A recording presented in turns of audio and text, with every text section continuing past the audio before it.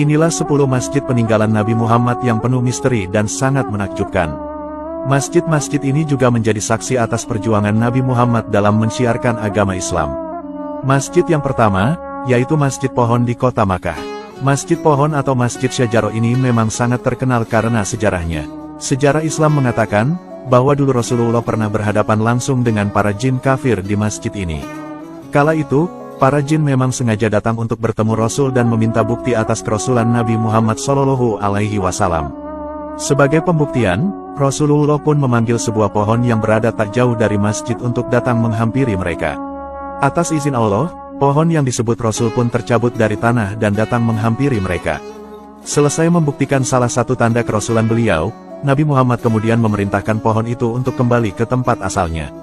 Atas keajaiban itu, seluruh jin kafir yang menyaksikannya lantas mengakui kerasulan Nabi Muhammad dan memeluk agama Islam. Dari peristiwa inilah, bangunan masjid kemudian dinamai dengan nama Masjid Syajarah atau Masjid Pohon. Masjid ini telah menjadi saksi akan mukjizat Nabi Muhammad yang sangat luar biasa. Saat ini, letak Masjid Syajarah berada tepat di depan Masjid Al-Jin dan menjadi tujuan wisata religi bagi umat Islam. Selanjutnya, masjid yang kedua yaitu Masjid Al-Jin yang terletak di Kota Makkah. Masjid Al-Jin ini terletak di daerah pinggiran Al-Hujun Kota Makkah. Sejarahnya, dahulu pada suatu hari, Rasulullah mengajak Abdullah bin Mas'ud ke suatu tempat. Nabi Muhammad kemudian membuat sebuah lingkaran besar. Rasulullah lalu memerintahkan Abdullah bin Mas'ud untuk masuk ke dalam lingkaran itu dan membacakan surat jin hingga selesai, sementara Rasulullah pergi meninggalkannya. Kemudian tak berselang lama, tiba-tiba muncullah beberapa makhluk halus tak dikenal yang ingin berusaha melukai Ibnu Mas'ud. Namun ajaibnya, mereka tak dapat masuk ke dalam lingkaran yang sebelumnya telah digaris oleh Rasulullah. Setelah Ibnu Mas'ud selesai membaca surat jin tersebut, makhluk halus itu pun lantas pergi. Sedangkan menurut riwayat Imam Bukhari dan Tirmidzi disebutkan, bahwa saat Rasulullah sedang melakukan perjalanan ke Pasar Uqats, di jalan Rasulullah sempat melaksanakan sholat subuh. Karena hal itu, kemudian membuat berita-berita dari langit yang biasanya dicuri oleh bangsa jin menjadi terhalang. Kemudian, bangsa jin berpencar ke seluruh bumi untuk mencari sumber penghalang. Lalu, ada serombongan jin tiba di daerah Tihamah dan mendengar bacaan ayat Al-Quran yang dibaca Rasulullah ketika sholat subuh. Setelah mendengar bacaan indah Nabi Muhammad itu, para jin kafir itu kemudian langsung berbaiat dan beriman kepada Allah dan Rasul-Nya, serta bersedia mengikuti ajaran agama Islam. Oleh sebab itu, Masjid Al-Jin ini dikenal juga dengan nama Masjid Al-Bayah atau Masjid Tempat Bayat Para Jin. Selanjutnya, masjid yang ketiga yaitu Masjid Qiblatain yang terletak di Madinah. Masjid Qiblatain atau Masjid Dua Kiblat adalah salah satu masjid terkenal di kota suci Madinah. Masjid ini pertama kali dikenal dengan nama Masjid Bani Salamah, karena masjid ini dibangun di atas bekas rumah Bani Salamah. Sejarahnya, dahulu pada awal Islam, orang Islam melakukan sholat dengan menghadap ke Baitul Maqdis di Palestina. Namun setelah turun wahyu, Nabi Muhammad lantas diperintahkan untuk memindahkan kiblat ke arah Masjidil Haram di kota suci Mekah. Peristiwa ini terjadi pada tahun kedua Hijriyah, tepatnya pada hari Senin bulan Rajab pada waktu duhur di Masjid Bani Salamah ini. Dari sejarah inilah, Masjid Bani Salamah ini lantas diberi nama Masjid Qiblatain. Selanjutnya, masjid yang keempat yaitu Masjid Al-Ijabah yang terletak di kota Madinah. Masjid ini berada di Jalan Malik Fat Madinah, tepatnya sekitar 385 meter dari pemakaman Baqi. Jika dilihat dari luar, mungkin masjid ini tampak biasa saja dan tidak ada yang spesial dari bangunannya. Tapi jika ditelusuri, ternyata keistimewaan itu muncul di balik namanya. Kata ijabah memiliki arti dikabulkan. Masjid yang memiliki luas 1000 meter persegi ini dahulu diberi nama Al-Ijabah karena dulu Rasulullah pernah berdoa di sana dan dikabulkan oleh Allah saat itu juga. Saat itu, ada 3 doa yang dipanjatkan Nabi Muhammad. Doa yang pertama, Nabi Muhammad memohon agar Allah tidak membinasakan umat Muhammad dengan kekeringan dan kelaparan.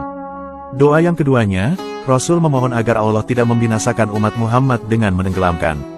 Kemudian doa yang ketiga, Rasul memohon kepada Allah agar di kalangan umatnya tidak ada fitnah dan perbedaan.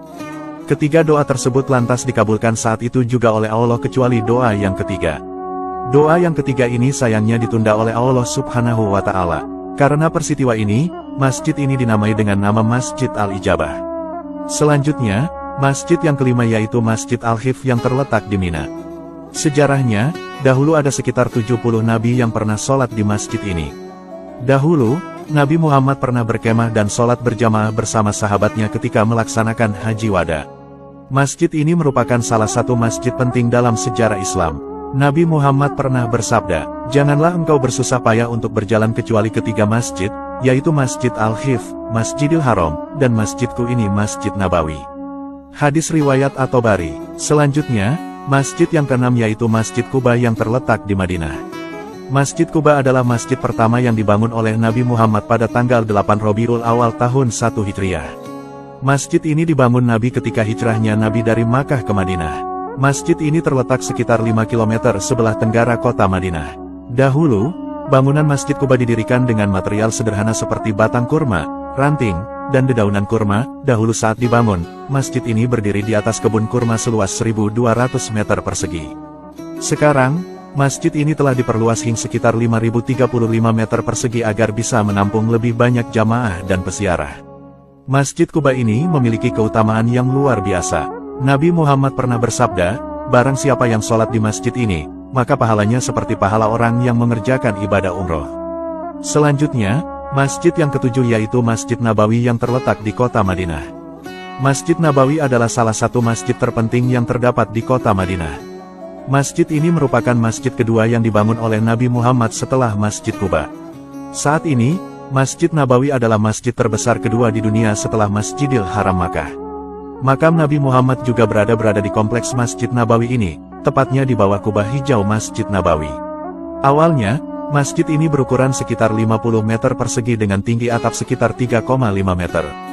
Dahulu, Rasulullah juga turut membangunnya dengan tangannya sendiri bersama dengan para sahabat dan kaum muslimin. Dahulu tembok di keempat sisi masjid ini terbuat dari batu bata dan tanah, sedangkan atapnya dari daun kurma dengan tiang-tiang penopangnya dari batang kurma.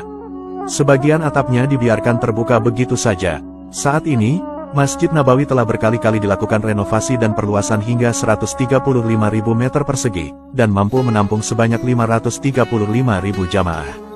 Salah satu bagian Masjid Nabawi ada yang terkenal dengan sebutan Raudhah atau Taman Surga. Barang siapa yang berdoa di tempat ini, maka doanya akan dikabulkan oleh Allah Subhanahu wa Ta'ala. Raudhah ini sekarang terletak di antara makam dan mimbar Rasulullah. Selain ketujuh masjid tersebut, ada beberapa masjid bersejarah lain yang menjadi saksi perjuangan Nabi Muhammad. Di antara yaitu Masjidil Haram Makkah, Masjidil Aqsa Palestina, Masjid Jironah Makkah, dan masih banyak lainnya. Saya doakan semoga kita semua bisa berziarah dan sholat di masjid-masjid tersebut. Amin.